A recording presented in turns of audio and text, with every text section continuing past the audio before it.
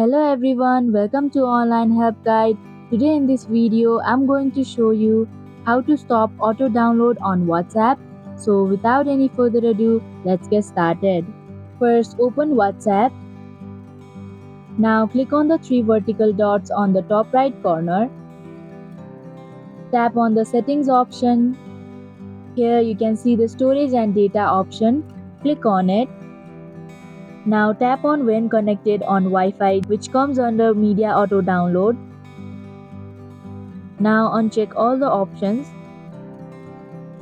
and press on OK button. So that is how you can stop auto download on WhatsApp. Thank you for watching Online Help Guide. Hope this video was helpful. If it was, then hit the like button and comment down if you have any questions or feedback.